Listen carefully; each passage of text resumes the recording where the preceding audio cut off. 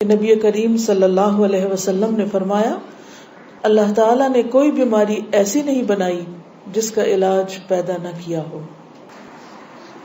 کچھ چیزوں میں یقینی شفا ہے، جن میں نمبر 1 شہد ہے، ہنی۔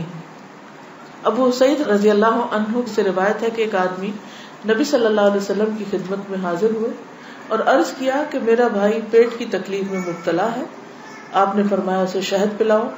پھر دوسری مرتبہ وہی صحابی حاضر ہوئے، آپ نے اسے اس مرتبہ بھی شہد پلانے کے لیے کہا۔ وہ تیسری بار آیا اور عرض کیا کہ میں نے عمل کیا ہے لیکن شفا نہیں ہوئی۔ آپ نے فرمایا اللہ تعالیٰ سچا ہے اور تمہارے بھائی کا پیٹ جھوٹا ہے، اسے پھر شہد پلاؤ۔ چنانچہ انہوں نے پھر شہد پلایا تو اسے تندرستی ہو گئی۔ کیونکہ قرآن مجید میں آتا ہے نا کہ شہد کے بارے میں کہ وہ شفا ہے، فیہ شفاء للناس۔ کلونجی میں شفا ہے۔ نبی صلی اللہ علیہ وسلم نے فرمایا سیاہ دانوں میں ہر بیماری سے شفا ہے سوائے موت کے۔ عجوہ کھجور، رسول اللہ صلی اللہ علیہ وسلم نے فرمایا عجوہ جنت کے پھلوں میں سے اور اس میں زہر سے شفا ہے۔ یعنی اگر آپ سمجھتے کہ آپ کے جسم میں آپ کو بلڈ پوائزنس ہو گیا ہے یا ویسے آپ کے اندر بہت ٹاکسنز ہو گئے ہیں تو اس صورت میں بھی آپ اس سے فائدہ اٹھا سکتے ہیں۔ نبی صلی اللہ علیہ وسلم نے فرمایا جو شخص روزانہ چند عجوہ کھجوریں کھا لیا کرے اسے اس دن رات تک زہر اور جادو نقصان نہیں پہنچا سکیں گے۔ بعض جگہ 7 کھجوروں کا ذکر ہے اور بعض اس میں چند دانوں کا ذکر ہے۔ تو اگر افورڈ کر سکے تو 1 دانہ ہی روز کھا لیں، 3 کھا لیں، 5 کھا لیں، 7 کھا لیں۔ لیکن یہ ہے کہ ایسے شخص کو اگر کوئی زہر بھی دے یا اس کو کوئی جادو کی کوشش کرے تو اثر نہیں ہوگا۔ اسی طرح برنی کھجور کی قسم ہے۔ رسول اللہ صلی اللہ علیہ وسلم نے فرمایا سب سے بہترین کھجور برنی ہے، وہ بیماری کو دور کرتی ہے اور خود اس میں کوئی بیماری نہیں ہے، یعنی شفا کا ذریعہ ہے۔ پھر زمزم۔ ابو جمرہ کہتے ہیں کہ میں ابن عباس رضی اللہ عنہ سے لوگوں کے بے قابو ہجوم کو دور رکھتا تھا۔ ابن عباس ایک اسکالر تھے، مفسر قرآن، تو لوگ ہجوم کر دیتے تھے ان پر، لیکن کچھ عرصہ نہ جا سکا۔ بعد میں جب حاضر ہوا تو ابن عباس نے مجھ سے اتنے دن نہ آنے کی وجہ پوچھی۔ میں نے عرض کیا کہ مجھے بخار ہو گیا تھا۔ ابن عباس کہنے لگے کہ رسول اللہ صلی اللہ علیہ وسلم نے فرمایا بخار جہنم کی گرمی کے اثر سے ہوتا ہے، اس لیے اسے آب زمزم سے ٹھنڈا کیا کرو۔ یعنی بخار کے مریض کو آب زمزم پلائیں بھی، ماتھے پہ پٹیاں بھی کریں، چھڑکاؤ بھی کریں، کسی بھی طریقے سے اس کو ٹھنڈا کریں زمزم کے ساتھ۔ پھر پانی سے علاج۔ نبی صلی اللہ علیہ وسلم نے فرمایا جب کسی کو بخار ہو جائے تو 3 رات سحری کے وقت اس پر ٹھنڈا پانی بہایا جائے، یعنی صبح ارلی مارننگ۔ اب یہ وقت آپ نے خود مقرر کیا ہے، اس لیے اس وقت کی پابندی کرنا مسنون طریقہ ہوگا۔ بعض اوقات لوگ خود سے خود ایسی چیزیں اپنے لیے لازم کر لیتے ہیں، وہ ٹھیک نہیں۔ پھر ہے گائے کا دودھ۔ عبداللہ سے روایت ہے کہ رسول اللہ صلی اللہ علیہ وسلم نے فرمایا اللہ تعالیٰ نے بڑھاپے کے علاوہ ہر بیماری کا علاج نازل کیا ہے۔ گائے کا دودھ لازمی طور پر استعمال کیا کرو کیونکہ یہ ہر قسم کا درخت چرتی ہے، یعنی جو جانور مختلف درخت چرتے ہیں پھر ان کے دودھ کے اندر اس کا اثر آ جاتا ہے، یعنی وہ ایک طرح سے ان کے دودھ میں بہت ساری میڈیسنز خود بخود شامل ہو جاتی ہیں۔ حجامہ کے ذریعے علاج۔ ابن عباس بیان کرتے ہیں نبی صلی اللہ علیہ وسلم نے فرمایا بہترین دن جس میں تمہیں سینگی لگوانی چاہیے وہ چاند کا 17واں، 19واں اور 21واں دن ہے۔ معراج کی رات فرشتوں کے جس گروہ کے پاس سے بھی میں گزرا اس نے یہی کہا اے محمد صلی اللہ علیہ وسلم سینگی لگوانے کا اہتمام ضرور کرنا، یعنی حجامہ ضرور کروانا۔ فرشتوں کی ہر جماعت نے آپ کو یہی مشورہ دیا۔ انس رضی اللہ عنہ کہتے ہیں کہ رسول اللہ صلی اللہ علیہ وسلم نے فرمایا جب تم میں سے کسی کا خون بھڑکنے لگے، یعنی بلڈ پریشر ہو جائے، بی پی ہائی ہو جائے، تو وہ سینگی لگوائے، کیونکہ خون کے جوش مارنے سے آدمی کی موت واقع ہو سکتی ہے۔ یعنی بعض اوقات بی پی کے ہائی ہونے سے انسان مر سکتا ہے۔ پھر کھمبی کے پانی میں شفا ہے۔ کھمبی جو من کی ایک قسم ہے جس کو یہ کہتے ہیں مشروم، اور اس کا پانی آنکھ کی دوا ہے۔ عود ہندی میں شفا ہے۔ ام قیس سے مروی ہے کہ میں اپنے ایک لڑکے کو لے کر حضور صلی اللہ علیہ وسلم کی خدمت میں حاضر ہوئی۔ میں نے اس کی ناک میں بتی ڈالی تھی، اس کا حلق دبایا تھا، چونکہ اس کو گلے کی بیماری ہو گئی تھی. آپ نے فرمایا تم اپنے بچوں کو انگلی سے حلق دبا کر کیوں تکلیف دیتی ہو؟ یہ عود ہندی لو، اس میں 7 بیماریوں کی شفا ہے. ان میں سے ایک ذات الجنب، پسلی کا برم یعنی کہ نمونیا. اگر حلق کی بیماری ہو تو اس کو ناک میں ڈالو، اگر ذات الجنب ہو تو حلق میں ڈالو. یعنی بعض چیزیں ناک کے راستے بھی ٹپکائی جا سکتی، بعض گلے میں ڈالی جا سکتی. جنگلی بکری کے گوشت میں شفا، ہنٹنگ کا جو گوشت ہے نا. انس بن مالک سے روایت ہے کہ رسول اللہ صلی اللہ علیہ وسلم نے فرمایا ارق النساء سے شفا حاصل کرنے کے لیے جنگلی بکری کے ران کے اوپر والے کمر سے متصل حصے کو پگھلایا جائے، پھر اسے 3 حصوں میں تقسیم کیا جائے اور مریض نہار منہ 3 دن یعنی ہر روز ایک حصہ پیے. یعنی اس کو سوپ بنایا جائے، پگھلایا جیسے مراد یہ کہ اس کو بالکل اس کو ملیدہ بنا لیا جائے. کون سے حصے کو؟ ران کے اوپر کے حصے کو. تلبینہ. عائشہ رضی اللہ تعالی عنہا بیمار کے لیے اور میت کے سوگواروں کے لیے تلبینہ پکانے کا حکم دیتی تھی اور فرماتی تھی کہ میں نے رسول اللہ صلی اللہ علیہ وسلم سے سنا ہے کہ تلبینہ مریض کے دل کو سکون پہنچاتا ہے اور غم کو دور کرتا ہے. مہندی. سلمہ ام رافع جو رسول اللہ صلی اللہ علیہ وسلم کی آزاد کردہ باندی ہیں فرماتی ہیں کہ نبی صلی اللہ علیہ وسلم کو زخم ہوتا یا کانٹا چبھتا تو آپ اس جگہ مہندی لگاتے.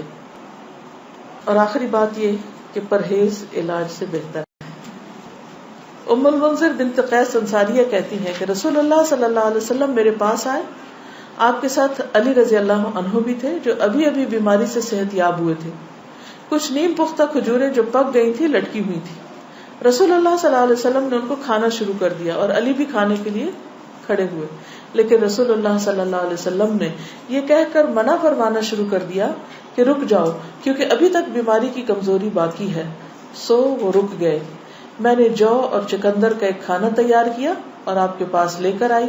رسول اللہ صلی اللہ علیہ وسلم نے فرمایا علی یہ کھاؤ، یہ تمہارے لیے زیادہ مفید ہے. یعنی بیمار کو کچھ چیزیں کھانی چاہیے اور کچھ نہیں کھانی چاہیے. تو اس لیے حکم کیا ہے کہ علاج کرتے رہو.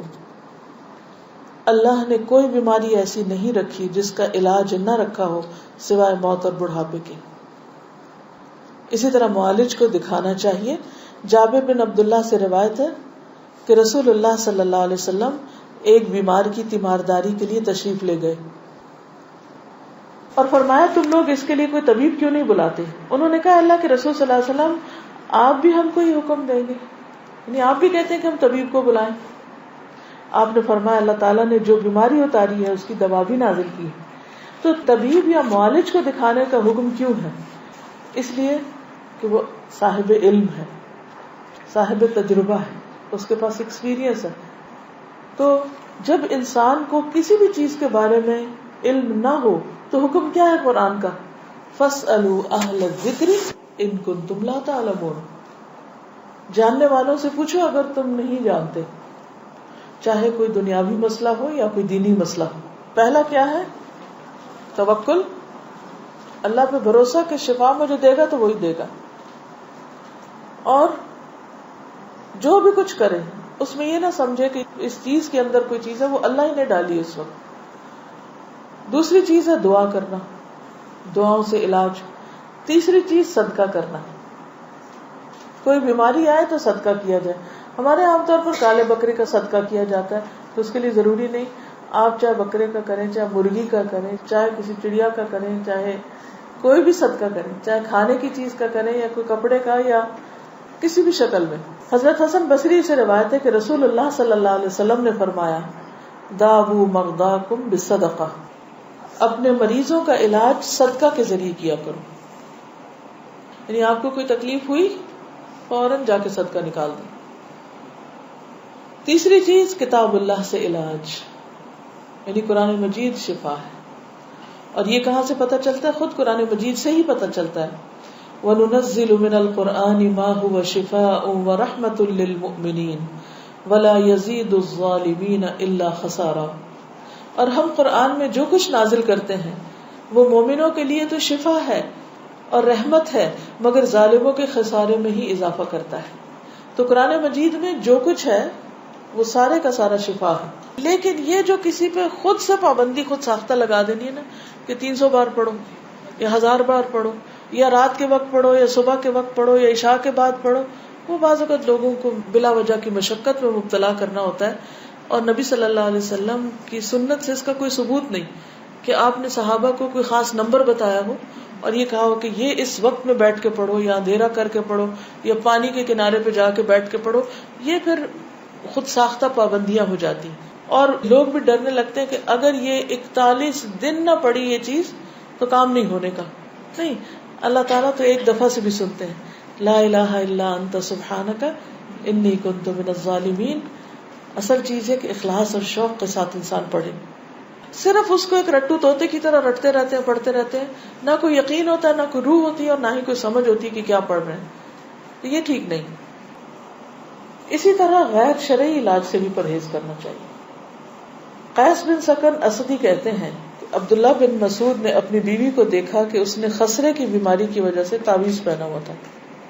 خسرہ کی بیماری معلوم ہے، جو سارے جسم کے اوپر وہ دانے آ جاتے ہیں. آپ نے اسے سختی سے کاٹا اور کہا کہ عبداللہ کی آل شرک سے بیزار ہے. ہم نے رسول اللہ صلی اللہ علیہ وسلم سے یہ بات بھی یاد کی ہے کہ بلا شبہ جھاڑ پھونک، تعویذ اور محبت کا جادو شرک ہے.